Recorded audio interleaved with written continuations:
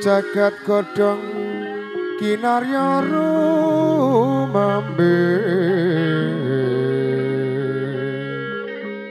abratopo kakuwung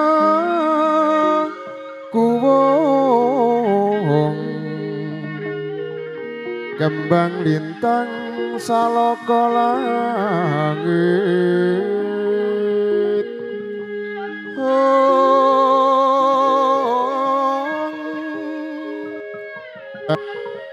Surya lan tengsu kasirat pun lan udan puncak angkasa bumi tengkah pratiwi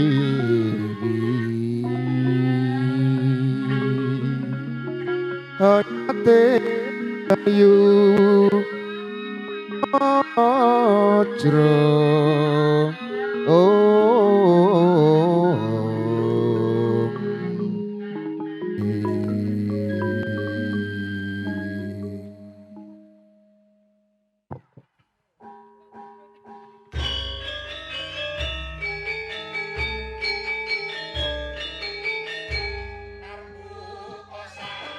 nuwun kala nuwun anyar kara purwaning budi tinengran dinten Rabu Katete Surya 29 Januari tumapak ing Candra kalau selangkah tumawa ing warsa mapan ing tlatah Kali Wirutuk Sono Sentolo Kulon Progo tumrika babar wisuda tali dharma miwah panggih pisan soroting Sanghyang Bagaskara kang wis manjer kekejring angkasa jurung pepuji mring titaing Gusti kang wis kepareng nambut guna talining hakrama anatas iline narpada ngengumbang ing alami palakrama jurung pepuji kancan sakaesti mugi estu lampahing wisuda tali dharma kaparingan hayu kang tinemu kiraping sirat boten temanten prapting wonten ing korining dalem parigyan kinurmatan ladrang temanten pelok barang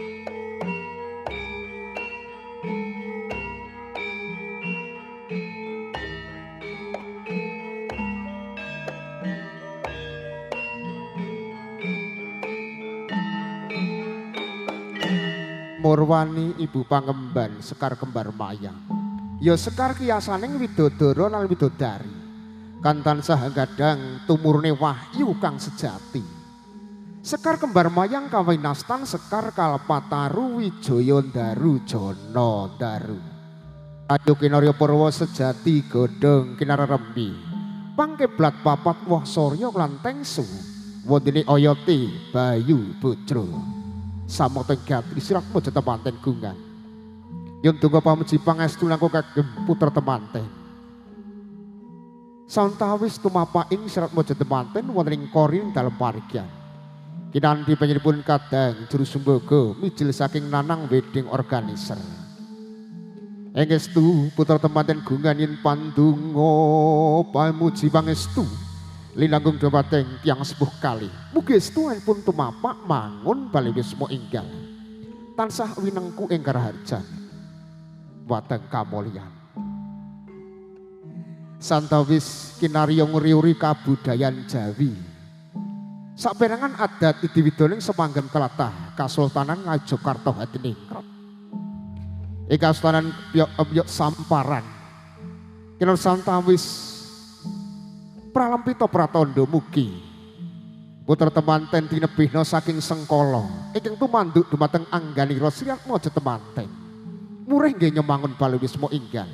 Tansah kaparingan berkah dalem Gusti ingkang Maha Kawasa. Porno santawis Kepyok Samparan. Samekta ing gati Sirat Mojo temanten. Jumangka. Kaparingan tirta wening. Tirta ya banyu. Ya lambanging katresnan sejati, ya sejatining katresnan. Ya lambanging ilmu kang luhur. Ya lambanging panguripan. Mugi Sirat Mojo teman tumapak mangun bali wisma enggal. Linambaran ngelmu ingkang inggil. Satemah dados keluarga ingkang dados tepa palupi tangga tepali. Keluarga ingkang kebak pangkat derajat lan kawibawan luhur. Santawis saparingan adat idiwidana ing samanggem tlatah Kasultanan Ngajokarta Hadiningrat. Samekta ing gati Sirat Mojo temanten. Panjenenganipun Bapak Wagiliskan garwa Ibu Sri Suryanti Hanganti Puspa Triwarna. Ingkang kawastanan Melati Rinonci. Nelaken raos tresna asih ingkang babar Gondo Arum. Linangkung dumateng Sirat Mojo temanten. Mugi estuipun mangun lan babar baraya enggal Gondo Arum linangkung dumateng bebrayan enggal. Santawis puranipun kaparingan puspa ingkang Gondo Arum babar Sirat Mojo temanten. Panjenenganipun Bapak Sukitis kan garwa Ibu Sri Suryanti Hangasta Duwung.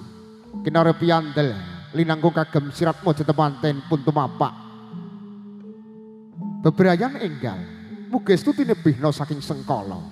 Ingkang tumanduk wonten angganira Sirat Mojo temanten.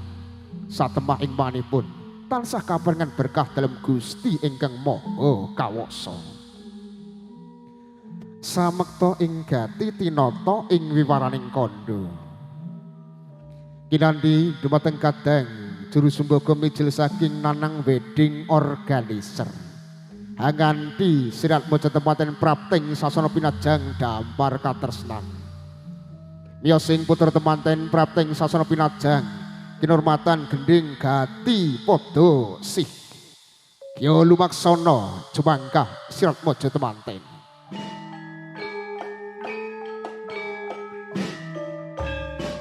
Tidaknya Sirat Mojo temanten kinanthi kang Rama Saipri. Panjenenganipun Bapak Sukiti Ibu Sri Suryanti. Ugi kinanthi kang Rama Saipun Bapak Legio Ibu Wati. Ugi kinanthi para sanak sederek mitra pitepangan kadang waruju. Ing tansah paring pambiyantu pandonga pamuji pangestu. Lon-lon angganya lumaksana. Pandonga pamuji pangestu. Tansah punantuwan nganggo kagem Sirat Mojo temanten. Miyosipun putra temanten kinanthi kadang juru sumbaga mijil saking Nanang Wedding Organizer. Ing isu samentawis sampun purna nindakaken adat idiwidana semanggem tlatah Kasultanan Ngajokarta Hadiningrat. kinarya nguriuri kabudayan Jawi ngestu ngemu pitutur luhur. Lelanggo dapatan Sirat Mojo temanten. Cewaka Sirat Mojo temanten. Prapta ing sasana pinajeng dampar katresnan. Lenggahipun Sirat Mojo temanten ing sasana pinajeng. Lamun to Cinandra kedaling lati kadya sinalindra kang linggih wonten siti hinggil pinaturata. Wala-wali ngembali atur pandonga pamuji pangestu linanggo kagem putra temanten ipun babar baraya enggal tumapak lelumban dumateng madyaning masyarakat. Santawis keluarga pamunggati ipun Bapak Sukidi Ibu Suryanti ngaturaken pambagya kasugengan linanggung baraya ageng kadah pisan sutresna kepareng prapta sasana pinajeng papan lenggah ngestu sampun kasemetaken.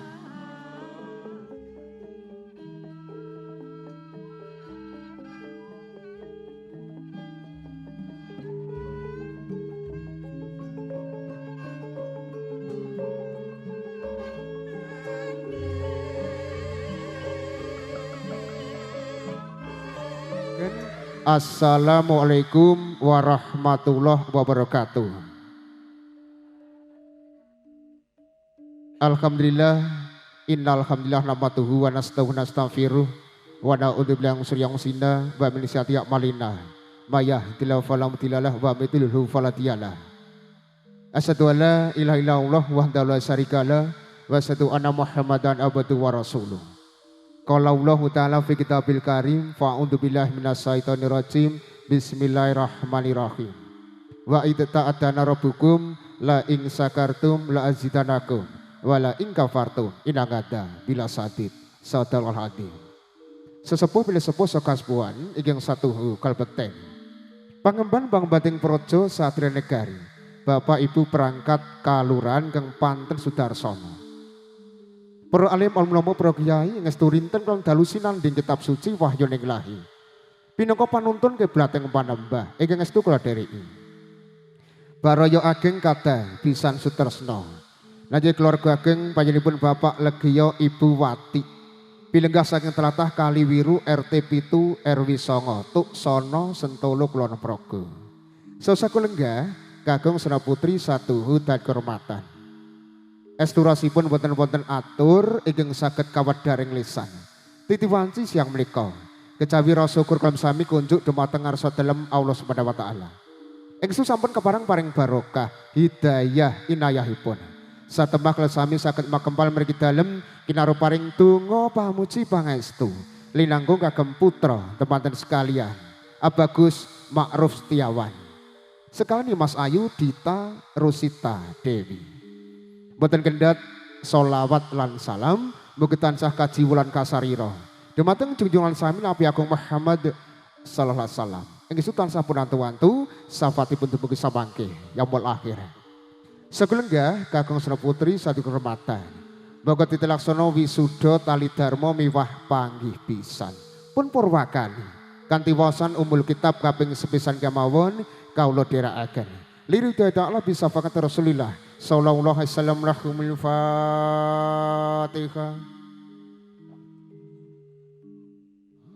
Tumapa acara salajengipun atur pambagya reja yuwana saking keluarga pamgati panjenenganipun Bapak Sugidi ngestu yun gungan dumateng panjenenganipun Ibu Duka nonije panjenenganipun Ibu Sri Sulastri. Assalamualaikum warahmatullahi wabarakatuh. Alhamdulillahirabbil alamin. Allahumma sholli ala Muhammad wa ala alihi wa sahbihi ajmain amma ba'du.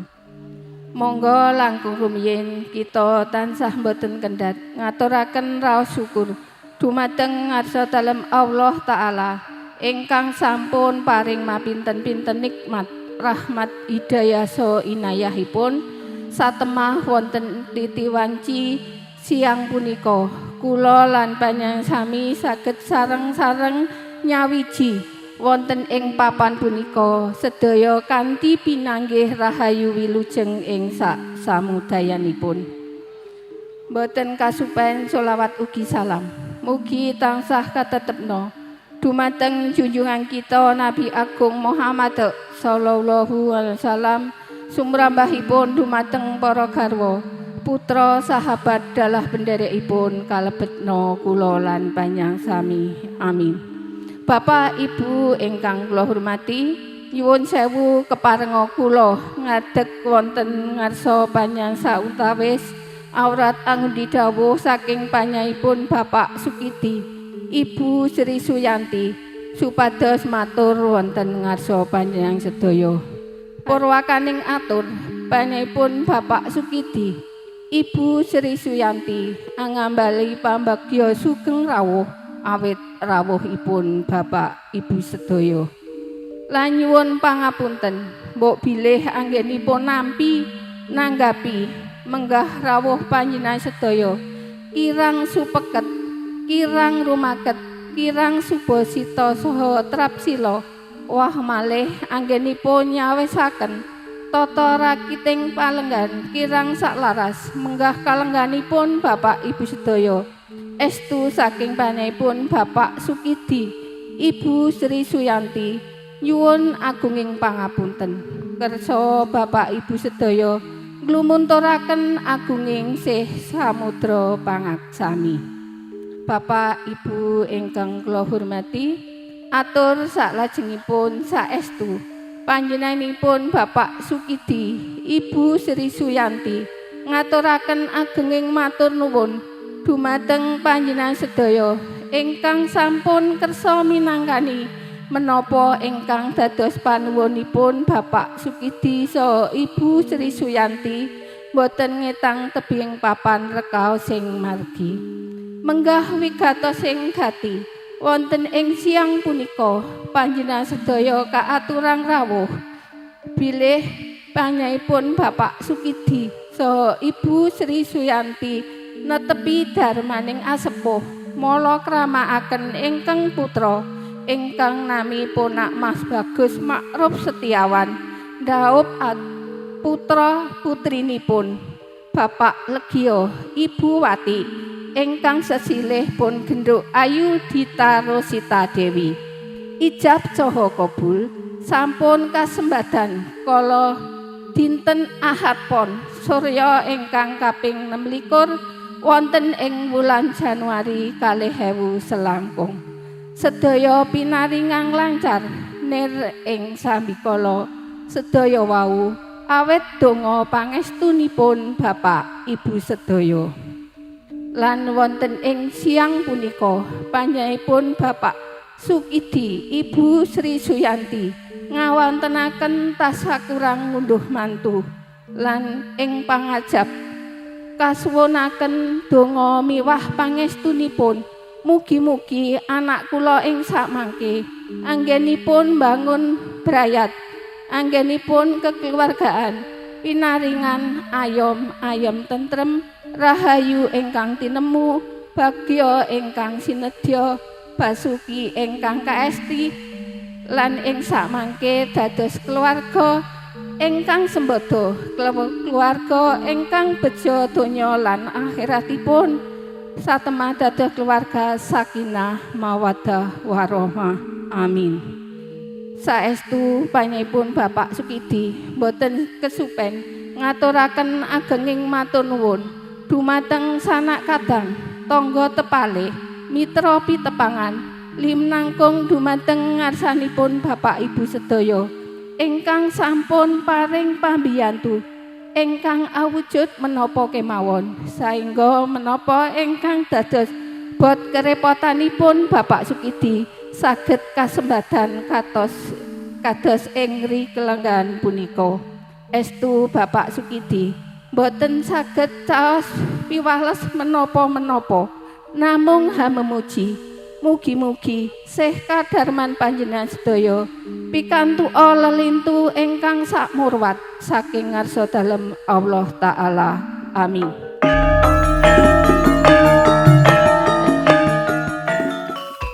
Hey, hey. Aha. Aduh. Hey, hey. Hey, hey. Aduh.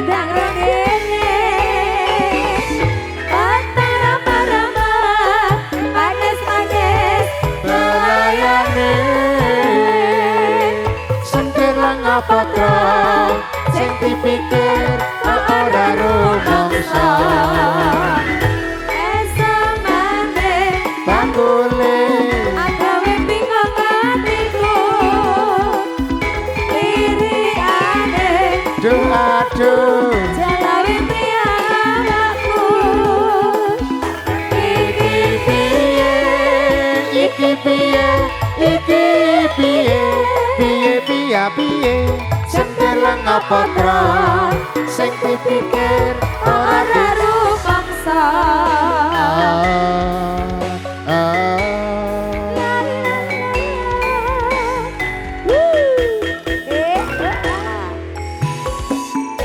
Satu, dua, satu, dua. ayo ya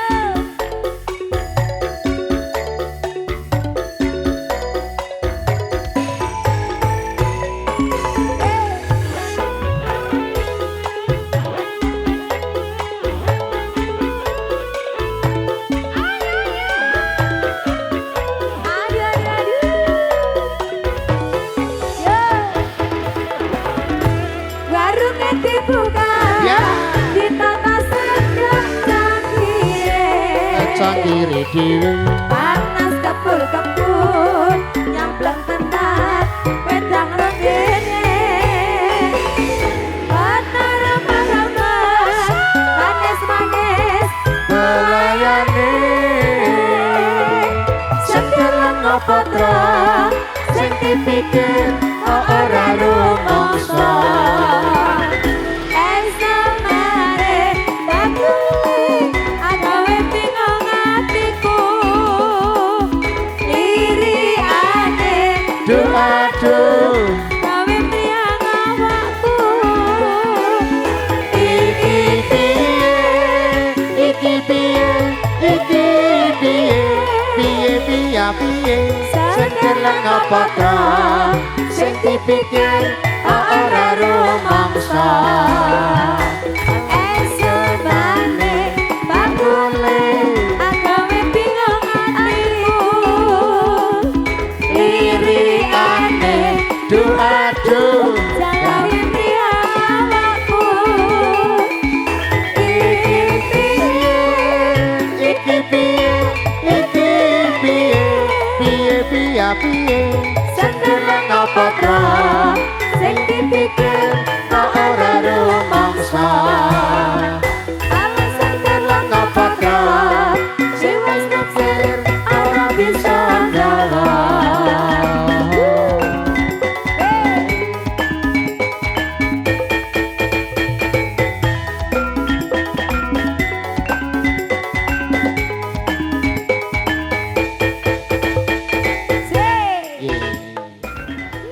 Assalamualaikum warahmatullahi wabarakatuh. Ing saderengipun kepareng angaturaken sungkem pangabekti dhateng para pinispuh-sepuh ingkang samya angestreni wonten ing pahagyan ing dinten menika utawi wonten ing papan menika.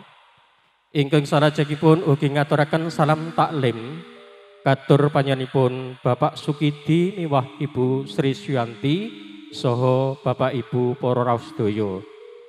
Kanthi atur assalamualaikum warahmatullahi wabarakatuh. Ingkang salajengipun inggih kula nyuwun pangapunten ing mbok bilih kula sak rombongan saking keluarga ageng Ibu Wati saha Bapak Legio.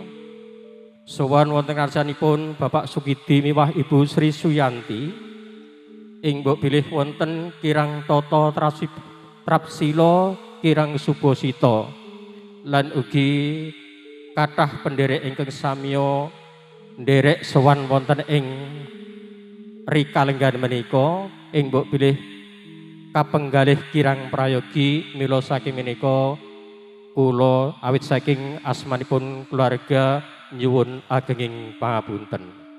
Ingkang salajengipun minggah wigatosipun kula sowan wonten ing ngarsanipun Bapak Ibu para rawuh sami linangkung dhateng panjenenganipun Bapak Sukidi miwah Ibu Sri Suyanti inggih menika sepisan silaturahmi Kaping kalihipun ugi minangkani pamundhut saking panjenenganipun Bapak Sugidi miwah Ibu Sri Suyanti.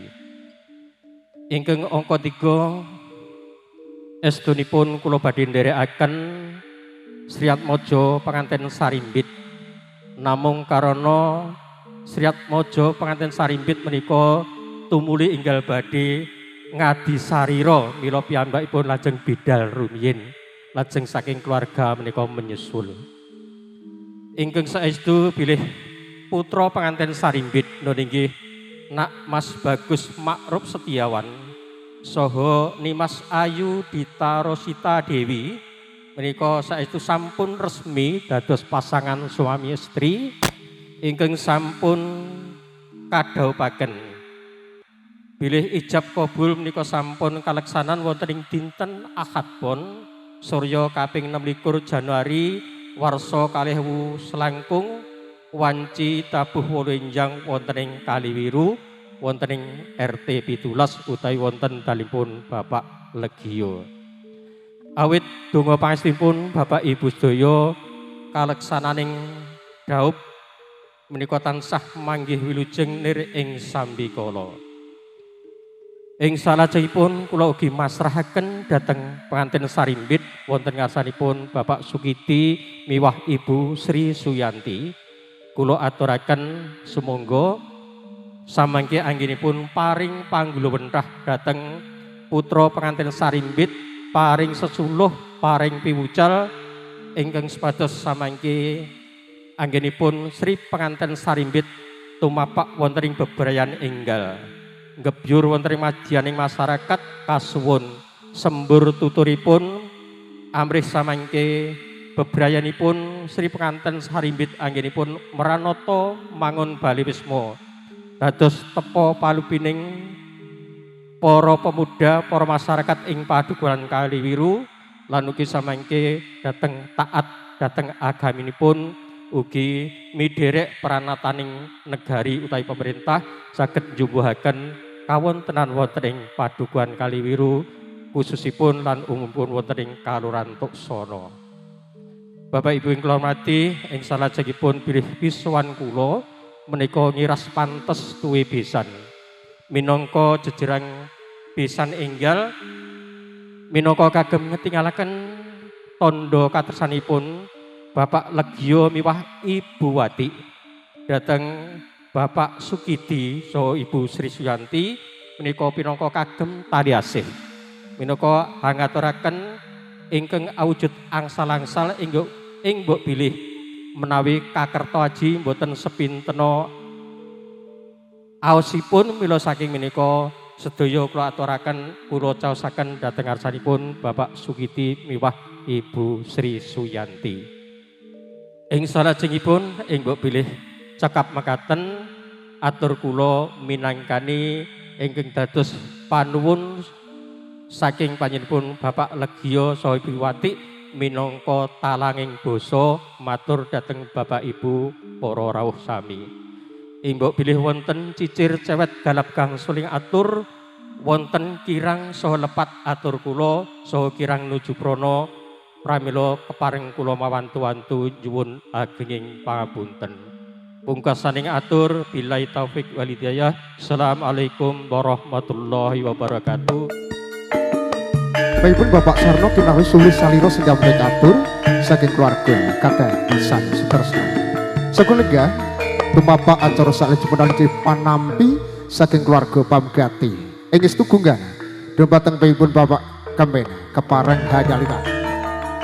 Assalamualaikum warahmatullahi wabarakatuh. Panjenenganipun Bapak Legio Ibu Wati rawuh wonten ing papan menika ngaturaken sedaya kalepatanipun ing mbok bilih anggenipun sowan kirang subasita wah malih nerak paugraning tata krami estu saking Bapak Sugidi Ibu Sri Suyanti ngaturaken bilih rawuhipun mboten wonten lepatipun namung daya dawah sami-sami. Saha ngaturaken salam taklim katur dumateng sagung para pinisepuh sesepuh pinisepuh ingkang sami lenggah angestreni wonten ing adicara Bojo Wiwaha dauping risang pinanganten sarimbit kula tampi matur nuwun lan saklajengipun kula sumanggaaken dumateng sagung para pinisepuh mugi handayani anggenipun Bapak Ibu para pinisepuh paring panjurung pandonga mugi-mugi sedaya hajatipun Bapak Sukidi Ibu Sri Suyanti wonten ing jang menika saged kalis ing sambikala amin. Saha ngaturaken salam taklim katur dumateng panjenenganipun Bapak Sukidi Ibu Sri Suyanti dalah keluarga kanthi lafal Assalamualaikum warahmatullahi wabarakatuh kula tampi Waalaikumsalam warahmatullahi wabarakatuh. Mugi kanthi salam taklim menika ndadosaken Bapak Sugih dalah keluarga tansah binaringan wilujeng saking ngarep Allah Subhanahu wa taala saha saged ngraketaken anggenipun sami kekadangan. Atur ingkang angka kalih naninggih rawuhipun menika silaturahmi dumateng keluarga Bapak Sukidi. Bilih wonten ing bebrayan kekadangan anggenipun bebesanan ing samangke saged raket saha saged caket anggenipun sami kekadangan sami bebesanan jer menika namung setunggal dusun sedaya namung saking Kaliwiru namung benten RT ing sak wanci-wanci sak mangke badhe tilik besan sak lajengipun mboten perlu ragat ingkang kathah mekaten lan sak lajengipun naninggih masrahaken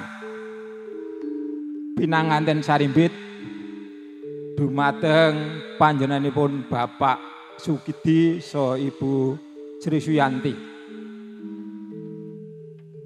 Kasuwun paring panggula wentah, paring wulang wuruk dumateng anak kula pun kekalih ingkang sampun resmi dados keluarga saking panjenenganipun Bapak Legio Ibu Wati saha Bapak Ibu Sukidi Ibu Sri Suyanti menika sampun dados keluarga.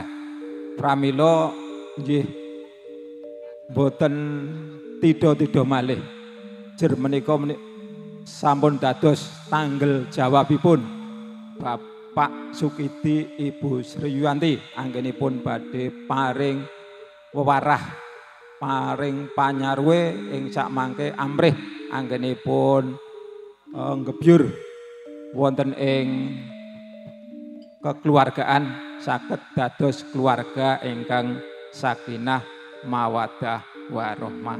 Amin ya robbal alamin.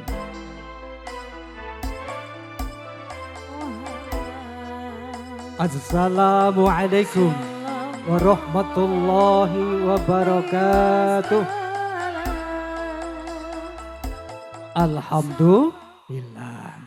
Alhamdulillahi rabbil alamin.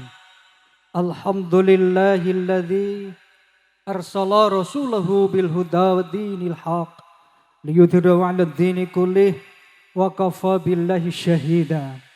Asyhadu an la ilaha illallah, asyhadu anna Muhammadar Rasulullah. Allahumma shalli ala sayyidina Muhammadin wa ala alihi wa ashabi ajmain amma ba'du.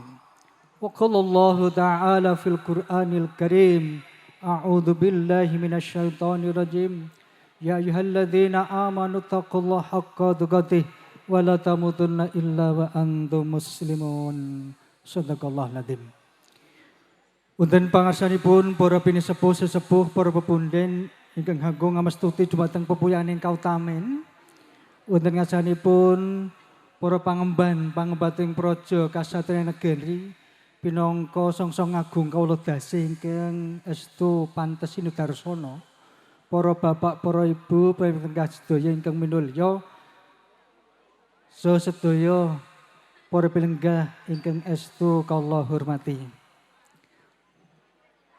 Nyuwun pangapunten sumangga boten kendhat kula panjenengan dherekaken ngaturaken puja puji syukur panglembana wonten ngasa dalem Allah Subhanahu wa taala kanthi wasan tahmid alhamdulillahirabbil alamin. Nikmatipun Gusti Allah kasukaken kula panjenengan sedaya kacehna kalodhengen siang punika saged makempal silaturahim wonten dalem mriki kanthi kawlujengan.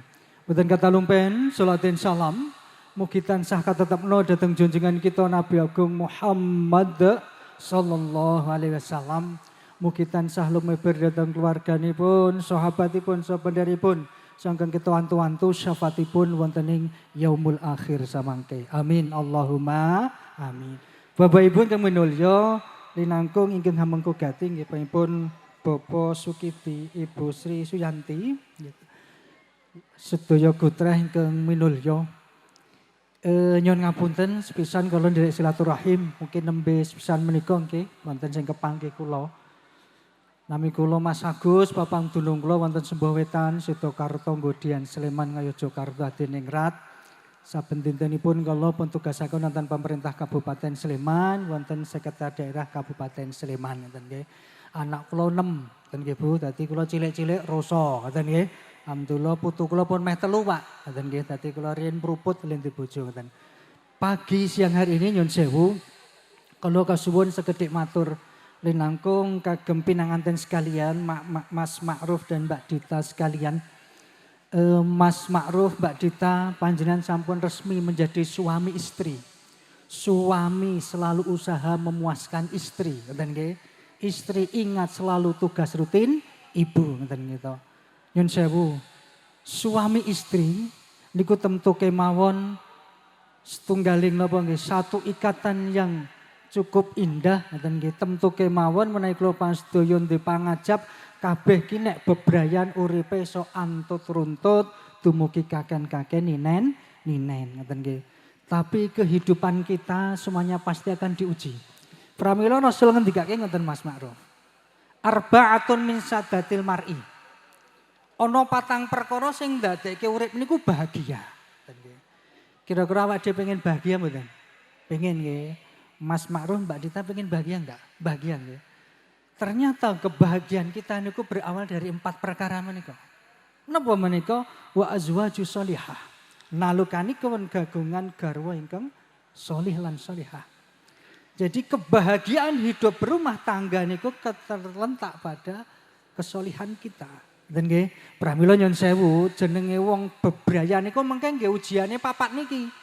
Siji pasangan hidup kita itu akan menjadi ujian kita. Pripun carane ben iso bahagia? Yuk jadikan diri kita menjadi wong sing sholih lan sholihah. Gitu. Kalau Bang Haji nggih gitu. Setiap keindahan yang tampak oleh mata itulah perhiasan dunia. Ternyata perhiasan dunia yang paling indah sinten? Istri yang solehah. Hanya istri solehah, istri yang solehah. Ternyata istri sing soleh niku sing ndadekke kita menjadi bahagia. Pramila Mbak, Mas, soleh niku tenggen surat Ali Imran 113 114 ciri nonton gangsal. Nek pengen bahagia, 1 yatsluna ayatilah anak alail. Kesolihan jenengan terletak di ketika senantiasa membaca Al-Quran. Dan gitu, Mas, rumah tangga jenengan hiasi dengan Al-Quran. Mbak Dita ngaji bareng tilawah. Mas Ma'ruf saged tilawah nggih? Nggih, tidur di lantai bawah, ngoten nggih tilawah ngoten gitu. Yuk juga kita bacakan Quran. Bismillahirrahmanirrahim. Coba kalau rumah-rumah kita dengarkan tilawah. Pasti akan beda, keberkahan gitu. Pramila monggo silahkan Mbak Dita, Mas Ma'ruf. Yuk hidupkan rumah tangga jenengan, hiasi rumah tangga jenengan dengan Al-Quran. Nggih. Ibu-ibu saged masalah Al-Quran mboten, Bu? Saged nggih wong muni Al-Quran. Ngoten kok saged gitu. Silakan rumah tangga kita nek pengen bisa bahagia, hidupkan gitu interaksi dengan Al-Quran ngoten gitu. Senantiasa membaca Al-Quran. Yang kedua wahum yasjudun. Mereka senantiasa sujud. Mbak, Mas, rumah tangga niku nanti pasti akan napa nggih carana irat lo untu niku nyok kecokot. Gitu. Pastinya ana bendike. Nah, pripun carane nek ngatasi masalah rukuk lan sujud. Semeleh ro sing gawe urip. Kabeh akan diuji baik nanti ekonomi, gitu. Nanti mungkin kesehatan dan sebagainya. Itu kehidupan. Kula di bojo rong suwe, dan gitu. Kalau 97 nikah, Mas. Anak kula pun 6. Ternyata itu Masya Allah, gitu. Ternyata pripun? Paling boten setidaknya carane pripun? Sing angka loro yuk aja lali salat ngoten gitu. Bapak-bapak do salat mboten, Pak? Mboten do lenggah kok ya salat ngoten gitu. Yuk Mas, rumah tangga jenengan hidupkan salat rukuk lan sujud wayahe adzan Allahu Akbar Allahu Akbar. Datangi tempat sujud kita. Insya Allah niku sing iso nggo ngeluk permasalahan, nggo iso semeleh uripe. Ini yang kedua. Kesolihan sing ndadekke urip bahagia. Yang ketiga, yu'minuna billah wal yaumil akhir. Iman datang Allah lan dinten akhir. Uripe ngati-ati. Dan gitu. Kesolehan niku saged ditingali seberapa jauh hidup kita senantiasa hati-hati. Dan gitu. Punya orientasi akhirat uripe luweh ngati-ati. Bapak Ibu nyun sewu. Sing jenenge pasangan rumah tangga niku mesti kados kula aturke. Nek setahun rong tahun mesti seh asik. Gitu. Mungkin para pini sepuh niku langkung pono nek mbiyen kadang gandrung ro garwane niku nganggo ucapan-ucapan sing riyen niku nyok asing gitu. Coba diajeng garwanipun pun Kakang. Sumunaring surya mratelake tresnane tresnaku lan sliramu nek mbiyen ngoten gitu. Begitu ndi anak oh ketoprak niku nggih Bang gitu. Mlaku sesasi rong sasi setahun rong tahun mengke beda. Gitu. Itulah kehidupan. Pramila pripun? Nek pengen awake dhewe senantiasa terjaga menika pripun luweh punya orientasi akhirat, aku nyambut gawe, aku masak iki golek ridane Gusti Allah. Niku insyaallah akan menjadikan keindahan. Pramila Mas, Mbak Dita nyun sewu. Teng wilayah nggen kula nek ketoke teng Kaliwiri ku mboten enten. Kadang ngoten, Pak. Ibu-ibu nek wayahe garwane kakung kondur apa meneh Bali bayaran niku nek nyang ngarep lawang metenteng. Gitu. Kadang rambutnya teng Jawa kaya bekakak gamping niku lho gitu. Kadang Zukensi pedot separo coklat isih dienggo. Aksesoris sing nganggo koyo parfume Remason gitu. Cobi, Pak jenengan teng dalan delok sing pading-pading ning omah didepi bekakak pripun rasane? Ngoten gitu. Nah, itu kadang biasa. Mas iki bojo-bojoku leres, Bu. Tapi kalau suami tidak ridho niku yang menjadi khilaf kita. Gitu.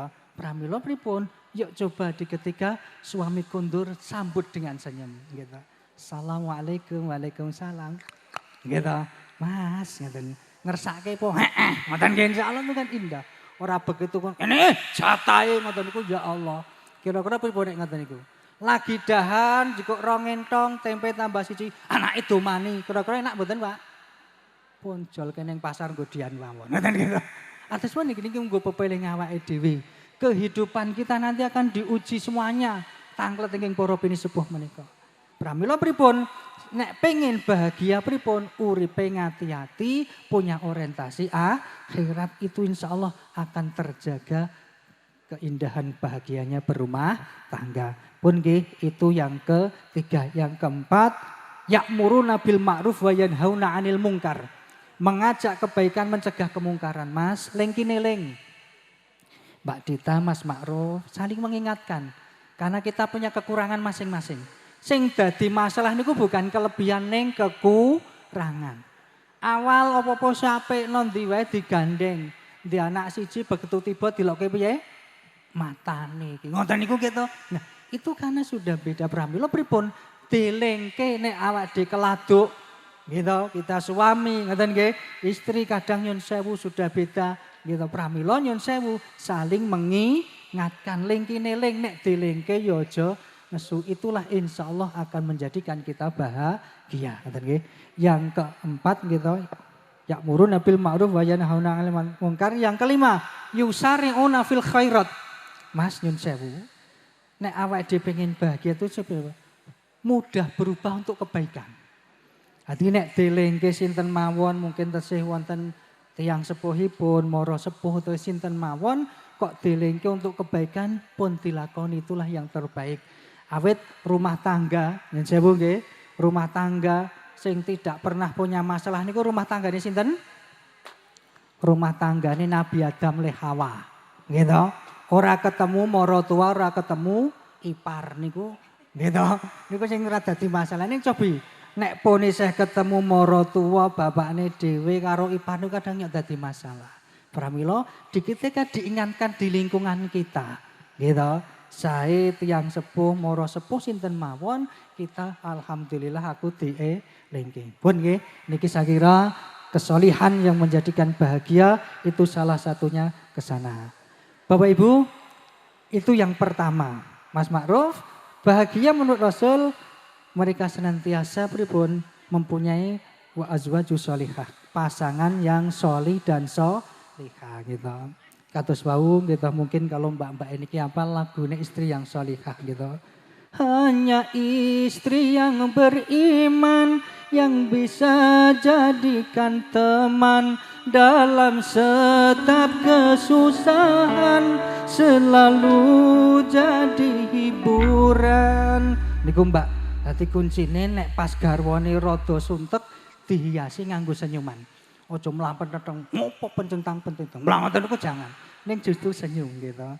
Mas, gitu. Piye Dik?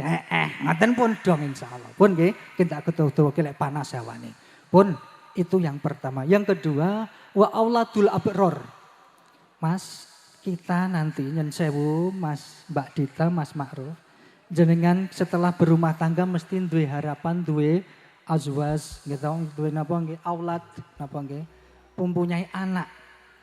Artosipun ngoten. Di ketika nanti bahagianya berumah tangga niku lengkapnya di ketika mempunyai putra putri sing iso mikul dhuwur mendhep jero asmanipun tiyang sepuh. Pramila Mas, Mbak, generasi sakniki beda. Gitu. Pengalaman para sepuh menika beda. Nek bocah sakniki kudangane kalih sing sepuh niku benten. Ngoten gitu. Nek riyen gitu. Tiang sepuh ngudang bayi niku kudangane napa, Pak? Tes apa mboten riyen? Tak lelo lelo lelo ledung cup menengo aja pijer nangis yen nangis ndak ilang ayune. Dungane riyen pripun? Tak kudang bisa urip mulya dadi pendekaring bangsa ngluhurke asmane wong tu. Itu doa dulu, Pak.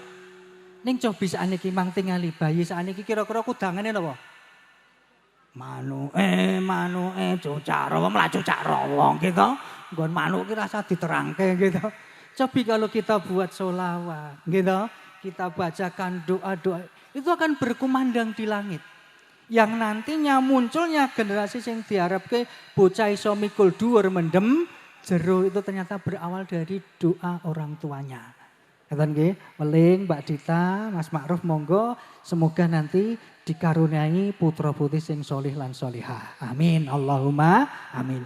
Itu yang kedua. Yang ketiga, mempunyai rencang teman sejawat yang baik akhlaknya. Mas, jenengan nanti akan menjadi komunitas sebuah masyarakat. Nanti seneng bahagianya berumah tangga niku nek ndek tangga, ndek kanca, ndek sedulur niku apik akhlake. Termasuk diri kita. Jenengan mengke manggen wonten Kamejara RT pinten iki? 8 nggih. Pinten nggih, nggih napa teng ler, monggo silahkan. Jadikan kalau ketika menjadi pasangan atau rumah tangga niku yo manfaat nganggo kiwa tengene. Entrengan, ngoten nggih terpamna Simbah Riyen ngendika, "Le, kowe iki dadi satriya aja dadi buta." Ngertos buta? Bojone Pak To, gitu. Oh iya niku supateng buta. Ning nek satriya mboten astane ngoten entengan, dermawan, punya empati dan simpati. Niki ternyata akan berdampak nanti pada diri kita. Nek dadi wong kok entengan, dadi wong kok lomo, mbok duwe gawe apa wae rasa dikongkon, "Kang, aku iso ngewangi apa?" Ning nek awake kok cetil mbedidel talatil alias pokil. Kira-kira riki enten mboten sing pokil? Wonten, wonge ya teko.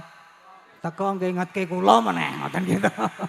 Cobi nek di tangga kok cetil mbedidil nyelekutis pun niku wis marahi nyelekit gitu to. Ning nek awake kok entengan pasti bahagia kita ditinggal di sebuah komunitas menika pramila weling kula Mas Ma'ruf Mbak Dita nanti jenengan menjadi keluarga yang hidup di tengah masyarakat. Yuk manfaat ngoten nggih atasipun kumpul dan sebagainya saling membantu itu akan indah di ketika kita pengen bahagia. Yang terakhir gitu mempunyai rezeki di tempat kita sendiri. Mas, ngoten nggih. Bahagia niku ternyata duwe pangupa jiwa di wilayah kita sendiri. Ngoten nggih. Pramila nyun sewu nek kepengin rezekine awake dhewe lancar pripun gitu. Salah saweneh paling boten pripun setidaknya nek kepengin hidup kita tidak pernah merugi. Usahane gangsar niku tenggen surat nggih surat Fatir ayat 29 menika pun ngendikaken senantiasa yatsluna kitab Allah, senantiasa membaca kitab Allah. Yang kedua senantiasa napa? Wa aqamus shalah jejeke salat. Yang ketiga napa? Senantiasa wa anfiqu mimma razaqna sirra wa alaniyah. 3 perkara niku kunci nek pengin awake dhewe uripe tidak pernah bangkrut. Termasuk nyok wirid. Wirid nek awake dhewe pengen rezekine lancar saged Bu? Gampil. La ilaha illallah al-malikul haqqul mubin Muhammadur Rasulullah shadiqul wa'dil amin. Saged nggih monggo. La ilaha illallah al-malikul haqqul mubin Muhammadur Rasulullah shadiqul wa'dil amin. Saoke-oke rezekine bakal dilancarke. Gitu pengestune kula niku anak 6 dilalahi yo rezeki ana wae ngeten anak kula alhamdulillah sudah nyambut gawe iso kuliah ngoten nggih saged teng pawiyatan ten gitu. Kula dhewe nggih iso nyambir rene teng omah kula niku duwe klinik totok punggung dan bekam. Pun nate totok punggung? Dereng nggih, totok bathuke? Mpun nggih, nakal berarti ngoten nggih. Pun ngimbaken Mas Ma'ruf, Mbak Dita 4 perkara ini welingipun Rasulullah Muhammad sallallahu alaihi wasallam kagem kula panjenengan umatipun. Yen kepengen bahagia 4 perkara ini yang harus kita jaga. Sebab ujiane wong rumah tangga niku papat niki. Siji pasangan, angka loro napa? Kula panjenengan senantiasa setidaknya napa? Anak nanti juga akan menjadi ujian kita. Dan yang ketiga lingkungan sekitar itu jadi ujian. Yang keempat rezeki. Karena wong nanti akan diuji 4 perkara niki dalam hidup berumah tangga. Ngoten nggih, mugi-mugi datang Mas Ma'ruf, Mbak Dita sekalian anggenipun mangun kiyo enggal samangke tansah tinayungan bagaswara sehat wal afiat, keluarga ingkang bagya mulya sakinah mawaddah warahmah, putra-putri zuriat ingkang sholih lan sholihah, rezeki ingkang kathah saha barokah. Allah dunya al-Fatihah. A'udzu billahi minasy syaithanir rajim. Bismillahirrahmanirrahim.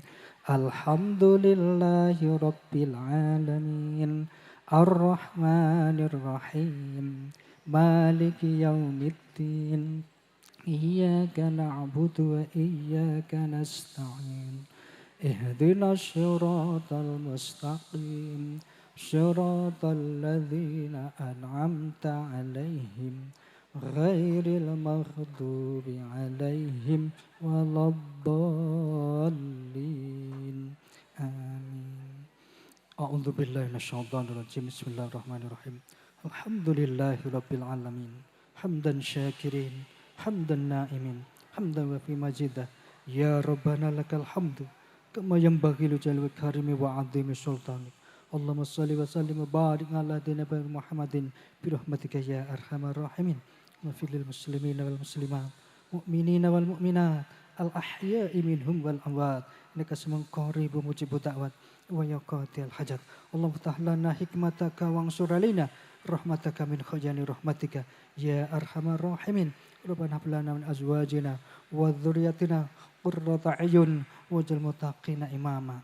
Rabbi hab li minas salihin. Rabbi habli minas salihin. Barakallahu laka wa barak alika wa jama'a bainakuma fi khair. Barakallahu laka wa barak alika wa jama'a bainakuma fi khair. Rabbana atina fid dunya hasanah wa fil akhirati hasanah wa qina adzabannar. Subhana rabbika rabbil izzati amma yasifun wassalamun alal mursalin walhamdulillahi rabbil alamin. Makaten semanten kathah kirang langkung pamten ngodinonga pirengan sehat sedaya, selamat kagem Mas Makruh Mbak Dita, semoga senantiasa diliputi keberkahan. Amin ya rabbal alamin. Saking kula Kupat Kecemplung Santen wonten lepat kula nyuwun pangapunten. Kupat Janure Tuwa wonten lepat kula nyuwun pangapura. Kupat Kecemplung Kali kajenge keli ngaten ya, insyaallah berjumpa kembali. Assalamualaikum warahmatullahi wabarakatuh.